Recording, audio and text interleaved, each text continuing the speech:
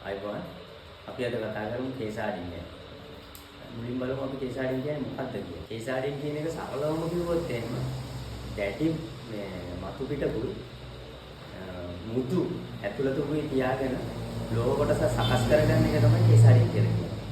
දැන් gear wheel වලට, ෂාෆ්ට් වලට, පින් වලට වගේ පිටත ගෙවින් වලට ඔරොත්තු දෙන්න ඇතුළත මුදු භාගයක් තියාගෙන අර ටෝක් එකට ඔරොත්තු දෙන්න හදා ගන්න ඕනනේ.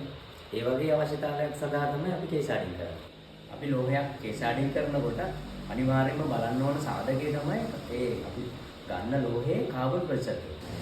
ඒ ස්ටාර්ට් කරනවා නම් අනිවාර්යයෙන්ම කාබන් ප්‍රතිශතය 0.3.5කට වැඩි නම් කේසාඩින් කරන්න වෙනම ක්‍රමයක් තියෙනවා. 0.3.5කට අඩු නම් කේසාඩින් පවුඩර් එකක් පාවිච්චි කරලා වුණ කේස් හાર્ඩ් කරන්න මොකද කාබන් ප්‍රතිශතය හදා ගන්න ඕන හાર્ඩ් කරන්න පුළුවන් මට්ටමකට මේ පිටත පුස්තේ. දැන් කාබන් ප්‍රතිශතය 3.5කට වැඩි නම් එතකොට ඒ කාබන් ප්‍රතිශතය ඇති මේ හાર્ඩ් කරන්න. එතකොට අපි කාබන් අලුතෙන් ආයේ පුස්තේට මේ ඔබන්න ඕනේ නැහැ. ඒ වගේදී කරන්නේ මොකක් හරි දැන් ෂාෆ්ට් එකක් අපි ඇක්සලයක් කියලා හිතමුකෝ.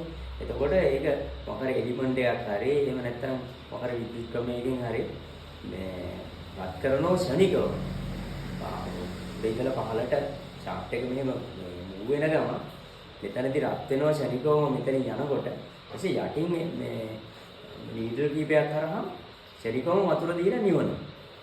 එතකොට හાર્ඩ් වෙනවා. එහෙම නැත්නම් ඔක්සිඇසිටිලින් දැල්ල කියන්නේ නීඩල් ගොඩකින් විශාල ලොකු මේ ගින්දරක් පිදිනවා.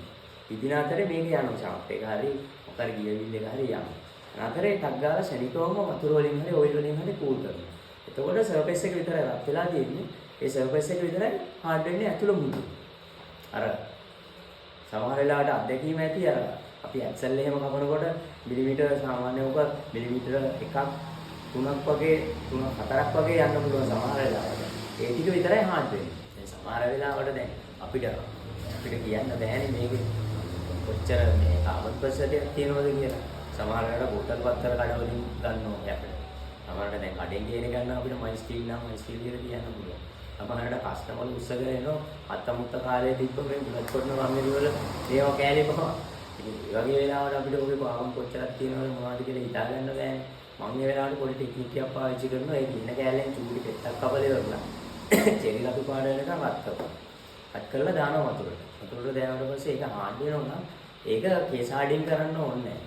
ඒක පුල් හાર્ඩ්නස් එකක් පුල් හાર્ඩ් කරලා